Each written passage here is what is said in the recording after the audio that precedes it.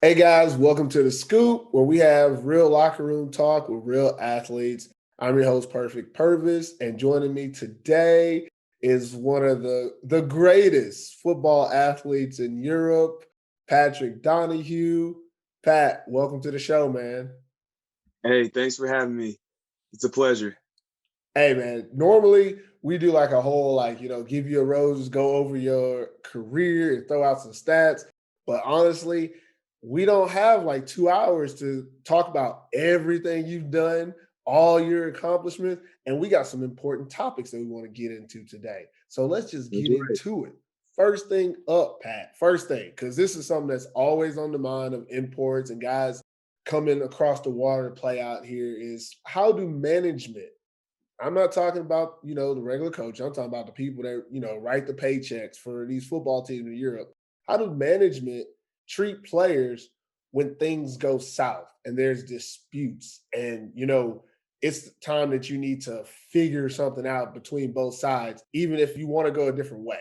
I'm talking a lot here, but what I really want to talk about is what is your experience with, having disputes with management on teams in Europe? Well, honestly, the biggest thing with players coming overseas or players in general playing for teams in Europe is most teams will protect themselves for a certain amount, right? So if they offer you 500 euros, 500 euros is what they offer you if you're a bust, right? So if you're a bust, but they're going to be like, okay, we can bite the bullet on this one. But if you're not a bust, that hurts you. So that's why most players need to incorporate like incentives, like okay, per touchdown, per win, per this, so they can cover themselves. If you're gonna I'm bet gonna on jump in yourself, there. you can I'm bet gonna on jump in there and play devil's advocate. A lot of guys say that when you do the incentive contract, that then you get selfish players. How do you combat that? Some teams yourself. won't give you an incentive contract because they don't want selfish players. It depends on the person. No such thing isn't like selfish person. You know what I mean? We are people. You can call it like this. What happened when, Tom Brady made sure that Antonio Brown got his incentives? People need to eat. If you know they need to eat, then they're gonna eat. Like I haven't had incentives my whole career, but I still scored, 60 touchdowns in 2 seasons in the GFL. I didn't get paid for every touchdown. It would have been nice to get an incentive for each touchdown that I scored, or an incentive for making it to the German Bowl, but I didn't have that in my contract. But I know more now, right? Okay. So I think I saw somebody on your message board say, you've made it when you can negotiate your own contract. And I've been Yes. negotiating my own contracts for a while now, right? Since like Swarco Raiders, when I was actually able to like, tell them, hey, this is what I need. These are things I need, and go about it that way. When it comes down to teams saying, okay, we're done with you, and then they think they can ship people off without any repercussions, the only way they get away, like teams get away with this, is if you allow them. And most teams, they won't do this to a German native because the German native probably most likely knows the law. They'll do it to a person that they think has no means to a lawyer, no means to financial stability, something like that, that they think, it's not worth the time. I'll just take it. Yeah. Speaking on that, because I've been in a couple situations, and I always feel like I'm saying this a lot, but it depends on which show you see me do. But been in those situations where a team says, "All right, here's the contract. This is what we're gonna do." If anyone breaches the contract, it's null and void. That makes sense.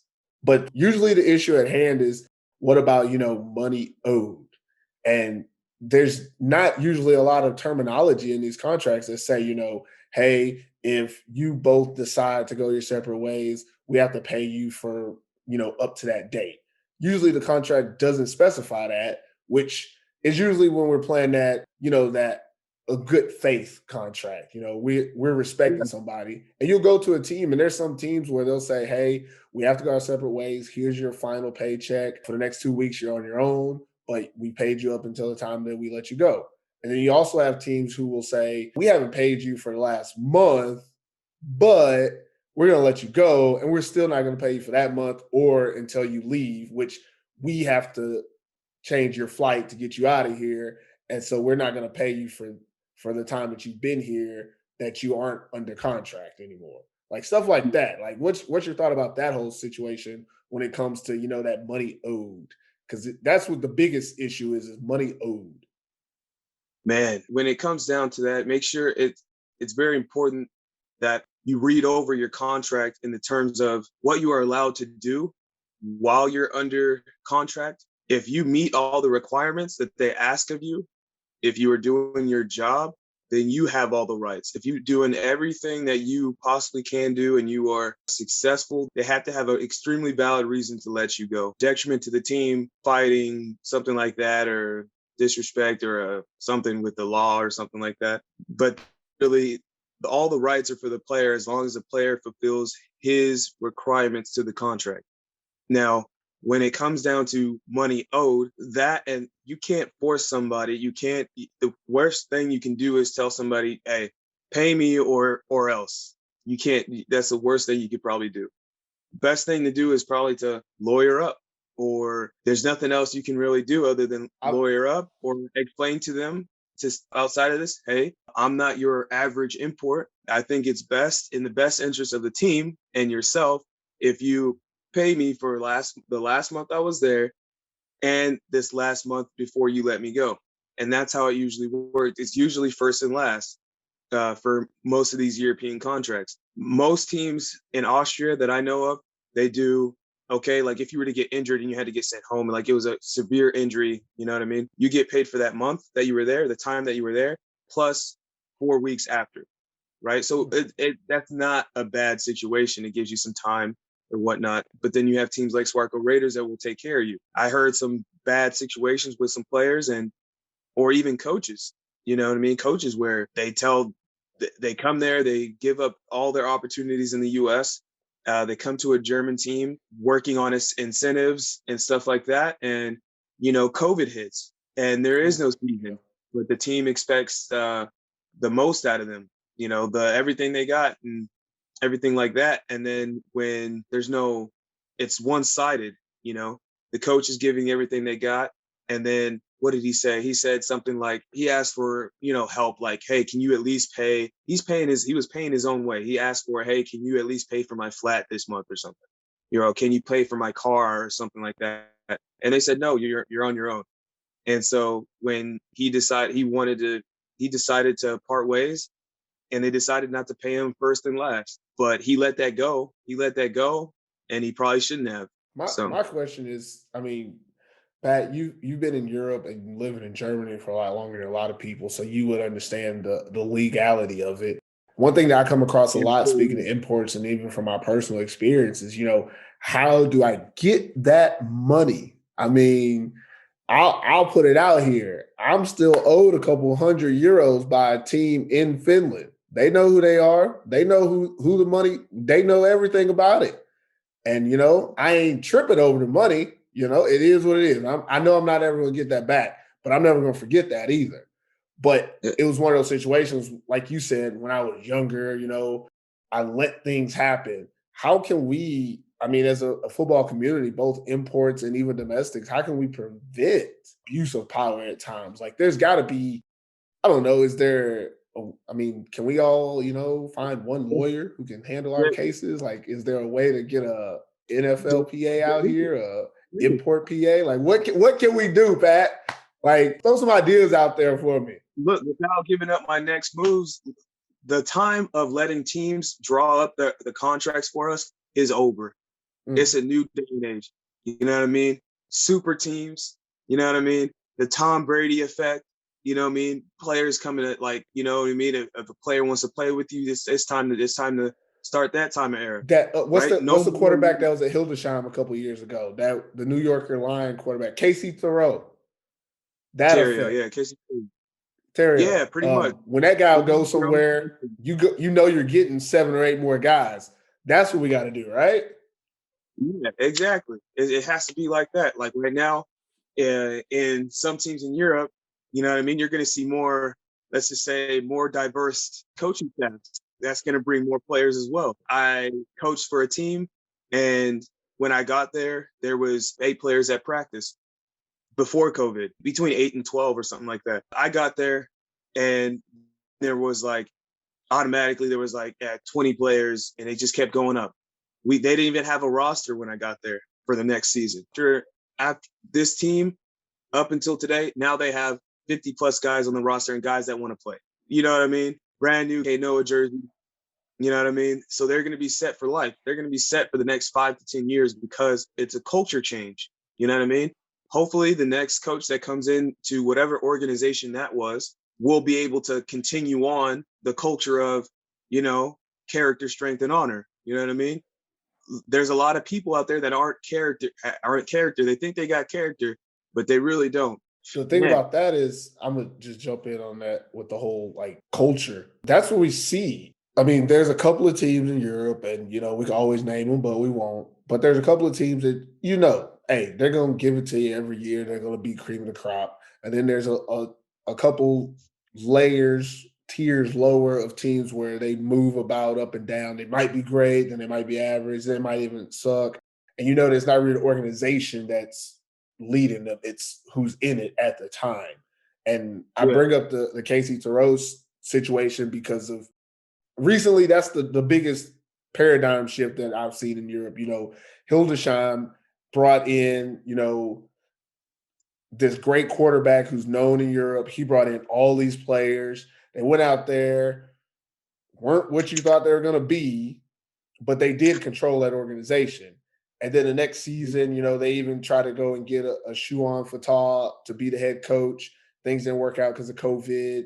And boom, you know, now they're not even playing. That's less than 2 years ago, right? And now that team's not even there. You know, we had a similar situation in Finland where a team called the Hamelina Huskies rose its way up to, you know, the Maple League, brought in all this talent, made the playoffs. I give them that, made the playoffs, but the next season didn't have a team because the people that got them there, that dynamic group of players, they all left, coaches and players. So what we saw was, you know, teams allowing, you know, these groups to come in and then not keeping that group. And then the organization itself wasn't really ready to, you know, grow dynamically. Like the situation that you just named where you said, you know, before you were there are 8 players. When you left, there's 50. The chances of them actually continuing for the next 5 to 10 years is low because you got to think about it. If they needed you to get them there, then you left. What did they bring? They got to hope for another Pat Donahue, which in all honesty, that's not how it really works in this world. The way it works is that you have a good thing going, you start relying on it, and you're not prepared for when it goes. Yep. And I don't know your personal situation, so I'm not going to call anybody out and say, oh, they're not prepared. But that's how we see it go. Yep. Most of these teams that have that success, you can see that they treat their imports great. People want to play there. People want to go there. And then 2, you see that they don't have to rely on that import culture. Like they don't have to rely on specific import culture. Even though we talked about, you know, Swarco Raiders, Shuan Fatah, and Coach Lee were there for a while, but they built there. They didn't just, you know, bring their own people and then leave with their own people. They built something so that when they left, that coaching staff had learned from them. The players there had learned from them, and they built something. They did build something, but I'm going to tell you, these coaches bring in their coaching staffs, and most of the time they leave with them. Yeah. So half that coaching staff left. You know what I mean? They're half of them or a third of them or something. You got to go with people you trust. I will no longer work with people that I do not trust. I'd rather take a 2,000 euro job that I trust somebody over a 3,000 euro job where I could lose it at any moment because they feel some type of way and they wake up hormonal. You know what I mean? I'm just not going to do it. But like you said, Casey Terrio, or I don't know how you said it, Tarot. Not sure how to say his name. Sorry. That's the thing is you see these teams and it's consistent coaching. You know what I mean? How long has the Braunschweig Lions had their coach? Unicorns had their coach. You know what I mean? These teams that have had their coaches a long time are the teams that are most successful. Same teams with the same coaching staff or the same imports are going to be more successful because they've already been there. You know what I mean? And it's the thing is you got to keep those people happy. Like, don't think that the organization, period, is nothing without the players and the coaches. You do not have a team without the players or the coaches. You do not have a team without players. You can have a team without coaches. Will they be good? Who knows? But you will not have a successful team without players and coaches, right? That's an interesting thing because you're bringing up ideas in my head because I'm trying to relate to it. I'm just thinking, again, I love this scoop, but man, I always feel old when I talk about my days as an import. But I'm bringing it out anyways because some of you young bucks need to know what I'm talking about. Recently, you see a lot of imports, both coaches and players, especially this year with the ELF. Is Mm-hmm. they'll say they're going to a team, then they'll jump ship, or they'll be on a team for a season or even half a season, switch teams. Some guys play multiple seasons trying to get theirs. Not mad at you. Do what you got to do, but I do miss, and this is just me putting out my personal opinion. I do miss the days when, in the off season, a couple guys that you played with or played against will hit you up and be like, hey man, let's make something shake over here. Or let's go do Oh, this and that. Like me personally, I can tell you truth of the matter, the reason I came to Finland was because two guys from Texas, where I'm from, hit me up mhm. and like, hey, we finna go to Finland, bro. We want to play with you. You want to come out here and do the thing? And I was like, I'm supposed to go somewhere else where, I might be able to, do my own thing. But, let it ride. Tehanas, let's do this for the culture. I came to Finland. My story is my story, but I would never, I don't regret that decision because the situation I had was tough in Finland as a personal player, but being with those guys made Made him everything that. better. Like even Yep. after the season, we still talk about it and chop it up and laugh about some of the good times and talk crap about some of the bad times. But I know that if I wouldn't have done that with those guys, I wouldn't have felt the way I do about this import community. And I feel like right now we've got a lot of young guys who are, getting theirs and doing things their way. And you're on your own level. And I'm not trying to knock nobody's hustle. But what I'm trying to tell you is what me and Pat have learned when push comes to shove, if you don't have somebody to have your back, You're done. you will find out that this is a business. As much as we Yep. like to say, it's about family and experiences, at the end of the day, as soon as you bring money into it, it's a business. So if you're getting paid, make sure you can trust Uh, and believe and have the support of people that are with you while you're getting paid. From coaches on down, I'm more likely as a player to play for a coach that I've played for somewhere else. There's guys, and again, I'm not trying to put anybody's business out there, but I've talked to players and been like, hey, I seen you playing with this coach here. I know he left.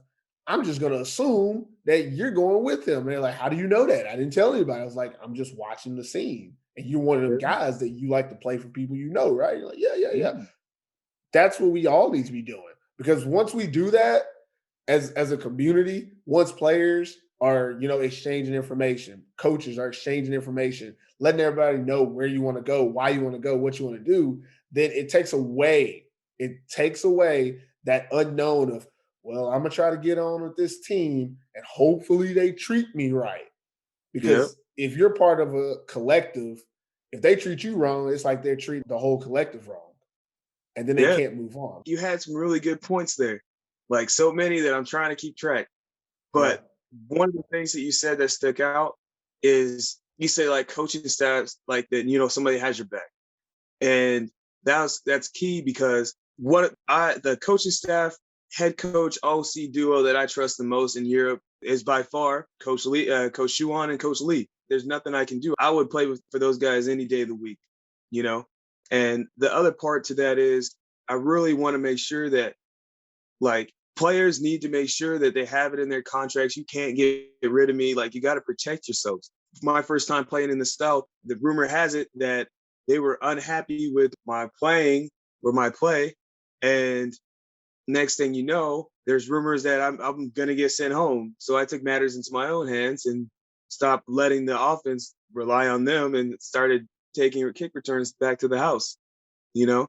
So there's not too much that you can really do as a import other than control your own contract. And right now, I'm starting something with a good friend of mine, Marcus Bratton, and we got something going on, and you guys can come to us. We're about to make history, Marcus Bratton and I. We're about to make history in a couple days, couple weeks. We're about to make history. That's The best perfect, man. contract, yeah, perfect purpose. But like the best contract you can have in Europe is one of those unbefristed contracts, meaning like it's renewing, it renews itself, and they have to tell you 3 months in advance if they cannot or will not renew the contract. That's one of the better ones you can have, especially as an import to have a job year round. It's best to solidify yourself and make sure that you do your job. And just like you said, you went with your people. Like I was able to watch a player play against us when Marcus Bratton, then we were like, yo, we got to get this guy. He ended up playing with us in 2018 in Swarco. Then he went to Stuttgart. And then when I left Swarco Raiders in 2019, I decided to go coach. And then he became part of my coaching staff. Like we worked together. OCDC, it works, man, when you can trust those people to, especially I don't want no yes man. He would tell me like, yo, like, I don't know if that's going to work. Like, or he would tell me like, yeah, that's good. I trust that. You know what I mean? You're one of those people that's going to tell you if you got a booger in your nose, you know what I mean? Not like just let you walking around normal, and people looking at you crazy. Yeah, I think that's going to wrap it up for that topic. Is pretty much we need to make sure that no matter what your situation is, that you have people that you trust that you can be around in this business playing here in Europe. And that's actually going to lead us into the next topic, which we're going to get more in detail about the contract situations. If you love football and want to make a statement about your position, K Noah prides themselves in making a product that is top of the line. The Football Mary collection helps you express you and your team according to your passion and identity. Check out the K Noah Football Mary tees. Okay, that's it for us today on The Scoop. Keeping the locker room talk real as always. I want to thank our guest, Pat Donahue, for taking the time to kick it with me today. Man, this was life-changing. If you watch this episode, this segment, then you learned something. And Pat is one of the best guys to learn it from. So, Pat, just want to say to you, appreciate you coming on, man. Whatever you got going on, I support you. I Yeah. do. The community is behind you, and we look forward to whatever you have coming up next, man. Just if you want to at this time, you could tell us a little bit about what you got planned for the future, if it's privy. We don't want to give away no secrets.